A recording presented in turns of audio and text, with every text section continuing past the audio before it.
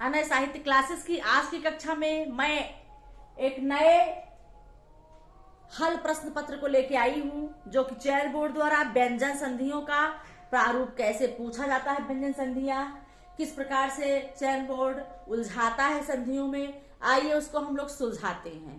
तो व्यंजन संधि का किस प्रकार से पूछता है। एक प्रश्न पूछा गया था चयन बोर्ड द्वारा, मैंने इसमें ऐड नहीं किया है। पूछा था 4 संधियां दिया गया था, जिसमें कि विसर्ग संधि भी थे और एक व्यंजन संधि था और अन्य संधियां थी। पूछा गया था कि निम्न में से कौन सा व्यंजन संधि है। तो व्यंजन संधि आप पढ़े रहेंगे तभी समझ पाएंगे, स्वर संधि पढ़े रहेंगे तभी समझ पाएंगे, विसर्ग संधि पढ़े रहेंगे तभी आप अलग कर पाएंगे, पहचान पाएंगे। जैसे हमारी आपकी पहचान होती है उसी प्रकार से संधियों की पहचान होती है। इसके नियम को, इसके पहचान को पहचानना बहुत ही जरूरी होता है। तो आइए देखते हैं, पहला प्रश्न पूछा गया था व्यंजन संधि में कि अभिन्न का संधि विच्छेद कीजिए। क्या पूछा था चयन बोर्ड ने? अभिन्न का संधि विच्छेद कीजिए। तो इसका संधि विच्छेद 4 ऑप्शन दिया था, जिसमें कि आपको एक निकालना था। उसमें 4 ऑप्शन में से एक पहचानना है, उस पर ट्रिक लगाना है। तो इसका है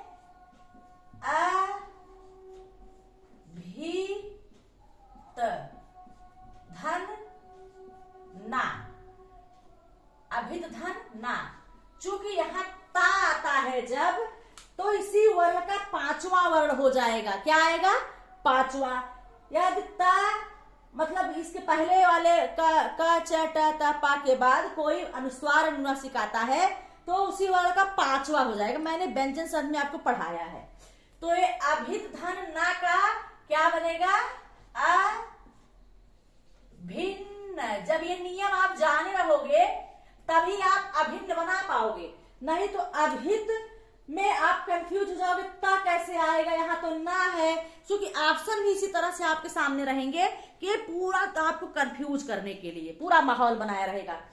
अगला है अनंत का संधि विच्छेद। इसको 3 बार पूछा गया। अनंत 2002 में पीजीटी में, 4 में टीजीटी, 2001 में टीजीटी। समझ लीजिए कि संधि कैसे आता, वही बार बार रिपीट रिपीट रिपीट। अनंत का संधि विच्छेद, तो अनंत का संधि विच्छेद होगा, अनंत का संधि विच्छेद होगा अन धन अंत। क्या होगा? अन धन अंत। क्या बन गया? अनंत। अनंत का संधि विच्छेद होगा अन धन अंत। यहां ना है और यहां आ है, तो क्या बन गया ये? अनंत। जब ना को फिर यहां पर अनुस्वार में, चूंकि ना उसके बाद स्वर आएगा तो वो अनुस्वार बन जाता है। व्यंजन संधि का नियम है कि अनुनासिक वर्ण के बाद यदि कोई स्वर आए तो उसका क्या बन जाता है? अनुस्वार बन जाता है। तो अनधन अंत का क्या बन गया? अनंत। क्या बन गया? अनंत। संधि आप जान ही रहे हैं कि व्यंजन संधियां हैं। कौन संधि है? व्यंजन संधि। अगला प्रश्न पूछा गया था चयन बोर्ड द्वारा, उद्योग का संधि विच्छेद कीजिए। उद्योग का संधि विच्छेद कीजिए। तो उद्योग का होगा उत धन योग। चूंकि जब चयन बोर्ड प्रश्न पूछता है उत धन योग, उत धन योग, उग धन योग, 4 ऑप्शन रहेगा, उसमें से आपको एक करेक्ट करना है, कौन सा ऑप्शन सही है। तो उद्योग का संधि विच्छेद होगा उत धन योग। क्या होगा? उत धन। यहाँ ता का तीसरा, ता का च टा ता का तीसरा वर्ण हो जाएगा। ठीक है, तो यहां पर बन गया इसका ता का तीसरा हो जाएगा क्या? द हो जाता है, क्योंकि दा या में लिखा गया है, जुड़ गया है, इसलिए क्या हो गया ये? जब दा को या में जोड़ते हैं तो ये इस तरह से इसका प्रारूप इस प्रकार द हो जाएगा। उद्योग हो गया। अगला प्रश्न पूछा तल्लीन का संधि विच्छेद कीजिए। तोरली संधि है तल्लीन, इसका संधि विच्छेद होगा तत् धन लीन। ठीक है, इसको मैंने पढ़ा दिया है। ठीक है, ये क्या है? तल्लीन है और तल्लीन का संधि विच्छेद क्या होगा? तत् धन लीन, क्या होगा? तत् धन लीन बराबर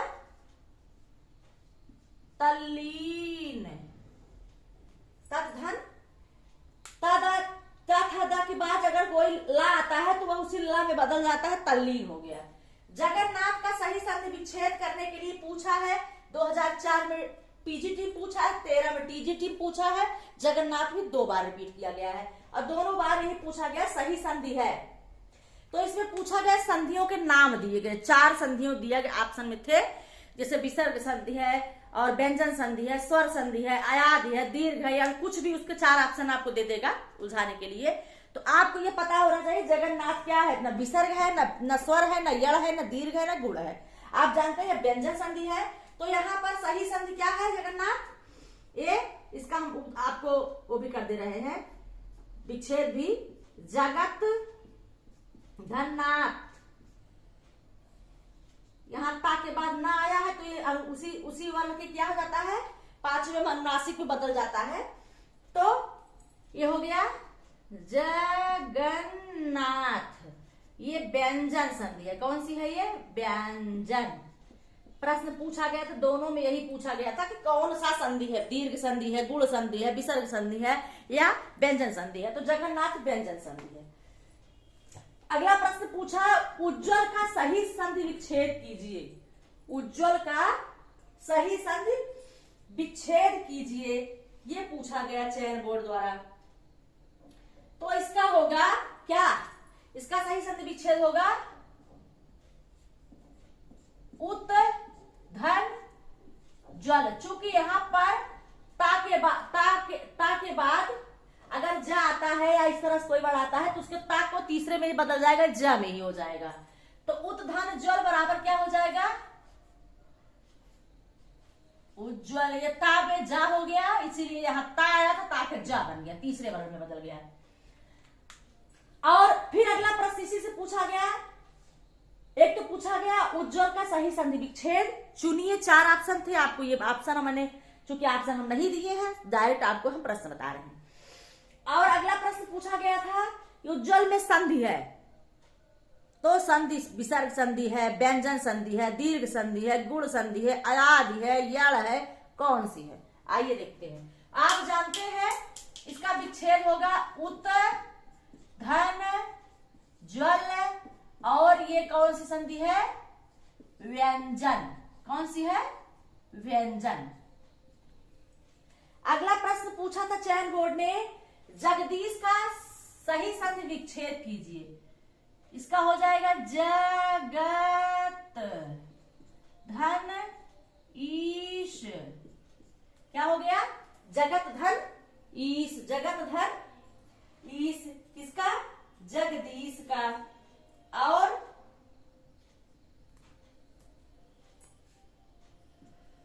ये जगदीश का सही संधि विच्छेद जगत धन ईश, और ये संधि क्या है? व्यंजन। व्यंजन। जगत धन ईश क्या बन गया? जगदीश। ता का दा हो गया। ता का क्या बन गया? यहाँ पर पहले वर्ण के बाद स्वर आए तो वहां पर ता का क्या बन जाएगा? दा बन जाता है। ठीक है, तो यहां तीसरा हो गया। अगला है भगवत धन गीता का संधि विच्छेद। भगवत धन गीता का संधि विच्छेद करिए, तो इसका हो जाएगा भगवत। क्या होगा? भगवत धन गीता। तो इसके बाद भी स्वर आया है तो ता का भी क्या हो गया? यहाँ पर द बन गया, और इसका सही हो गया भगवत गीता। मैंने संधि में व्यंजन में पढ़ाया है, नियम के साथ पढ़ाया है, किस नियम से कौन सी संधि बनी है उदाहरण सहित बताया है मैंने आपको, परिभाषा सहित बताया है। संधियों को बार बार पढ़े, समझे, रिपीट करें। तो ये रहे चयन बोर्ड द्वारा पूछा गया व्यंजन संधि। देख लीजिए प्रश्न कहां से आता है, कैसे फंसाता है। और आपको 4 क्वेश्चन, 4 नंबर तो आपको संधि से मिलना है, 2 प्रश्न मिलने हैं। तो ये रहे आपके संधि, व्यंजन संधि। तो अगली कक्षा में हम अगला संधि विसर्ग से चयन बोर्ड ने कैसे प्रश्न पूछा है, कैसे फंसाया है, कैसे हम उसे सॉल्व करेंगे, अगली कक्षा में फिर आपको हम मिलेंगे उसी टॉपिक के साथ। धन्यवाद।